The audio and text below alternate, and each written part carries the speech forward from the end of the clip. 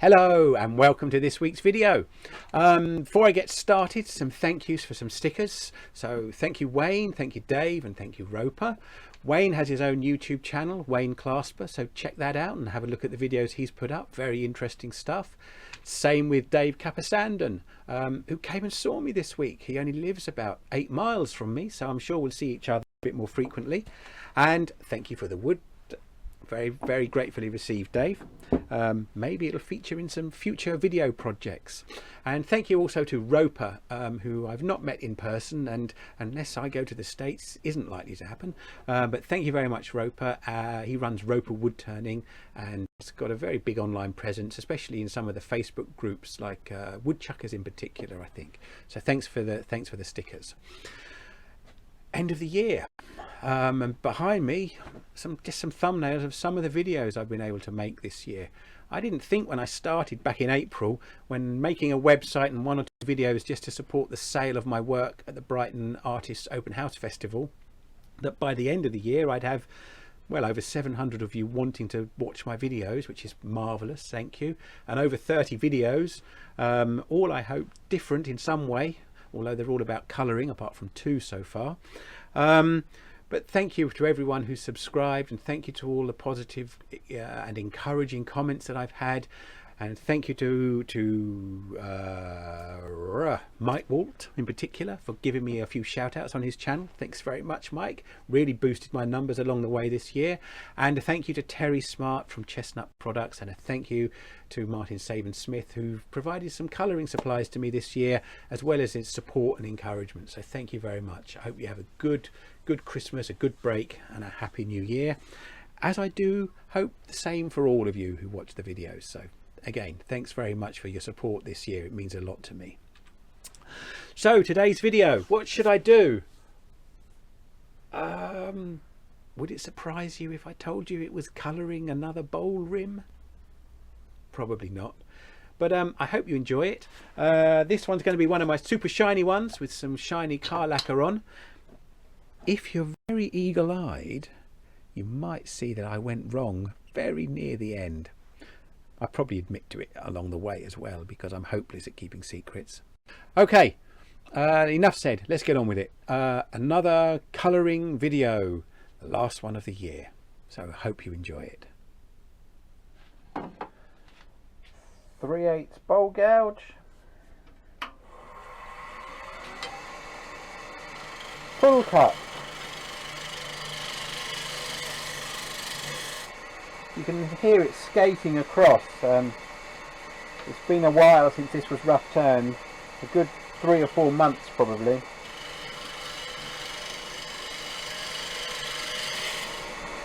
And to get the curve on the face as well as pulling, just notice I'm just turning my hips round. That's putting quite a nice edge on. I actually want the curve to go the other way as well, so I need to establish where the rim is going to be. Yeah, there's a few splits here, another split here.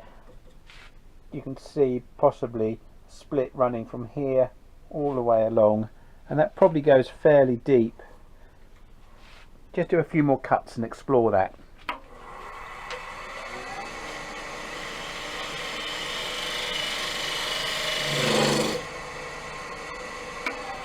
Just have a look at that.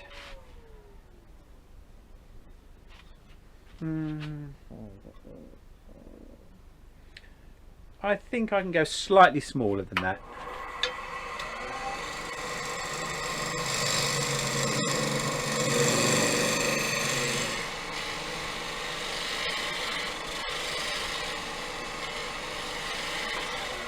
And what I'm looking for is for the depth of the rim on this side to be equal with the depth of the rim here, or roughly.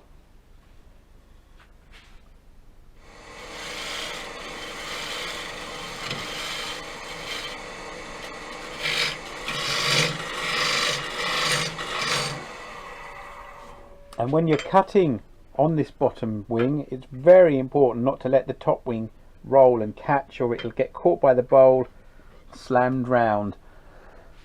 So Always be mindful of that. I'm just going to lower the tool rest so I can get more of a shear scrape with the lower tip of the bowl gouge wing just along the surface here.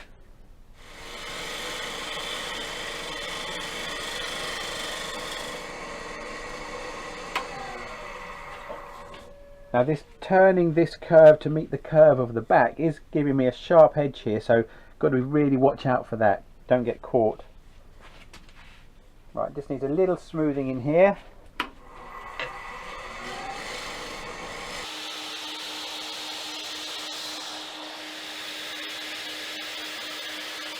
Okay, I'm going to have another go with intrinsic colours on this rim. I want to do warmer colours than the last one, which were blues and greens. So I'm going to use the flame, ruby and the burnt orange. And I'm going to put underneath those a little bit of gold and I think a little bit of black as well. But we'll put the gold on first. Okay, you can see I've got quite a little bit of it on the cloth. I'm going to start using in the middle just so I can see how it's coming on. Okay, that's looking all right to me.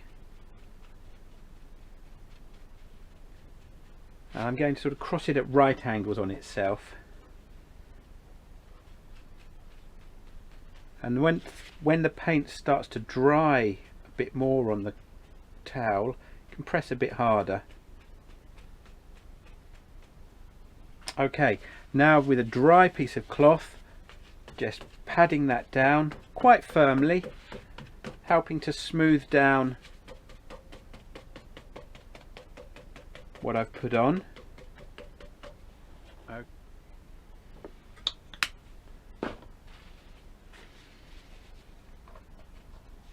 And just have a very small amount on here. I'm going to just try to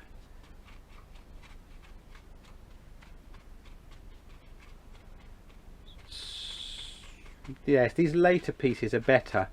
Around here was a little bit heavy, but we'll see how those bits, what that shows up like after we've got the staining on.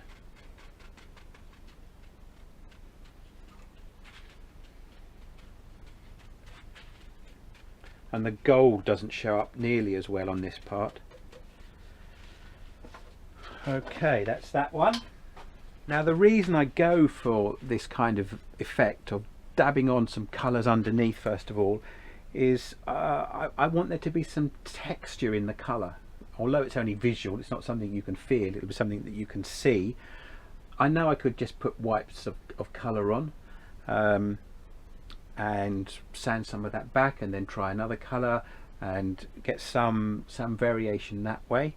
But this is sort of direction I've been going in with the last few pieces.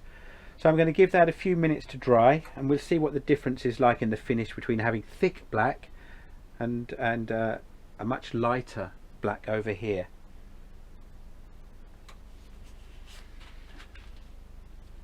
I think I'm going to start off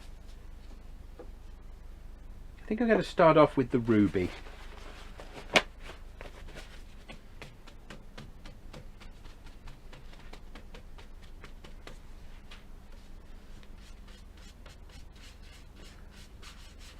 And this is why putting the black on as paint rather than stain doesn't seem to be reacting with the stain and not being moved as perhaps it might if it were a stain. I want there to be a much deeper colour than that, so I'm going to leave that to soak in, and then I'll move on to, I think, the flame.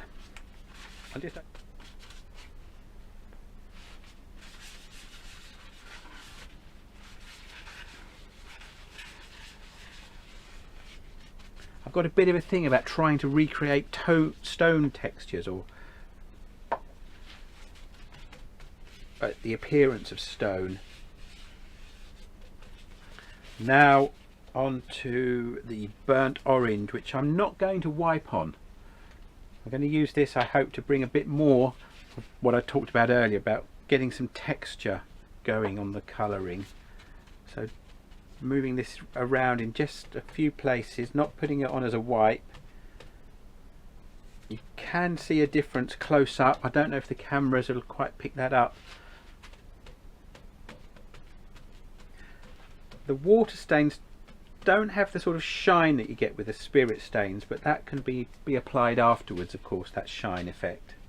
I'm going to give that a little longer to dry, then I'm going to come back to the ruby and try and deepen the overall colour. And just sort of random spottling of, oh, I keep coming up with new words, don't I, for putting on my colour. A random spottling here and there. That's definitely taking on a deeper colour, so it's certainly worth giving it time to dry and putting more on.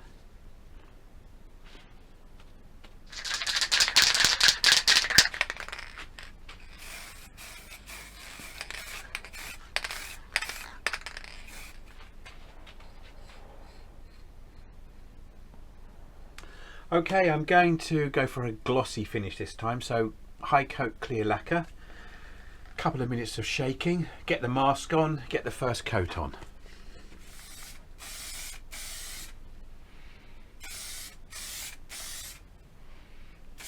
Okay, so I'm carrying on putting the high coat lacquer on, breathing protection of course.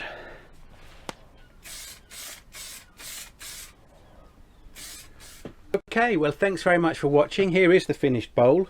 Perhaps a narrower rim than I've turned with some of my other bowls. That wasn't an accident. I'll put some still images up so you can see the detail much more closely and the variations of colour. I was very pleased with this. Came out very nicely in the end. Been finished off with some microcrystalline wax after the inside had been sanded to 240, and then finished off with some cut and polish from Chestnut Products. This is going indoors to be the centerpiece of our family Christmas sitting room table. Thanks very much for watching. I hope you have a great Christmas and a happy New Year. Thanks.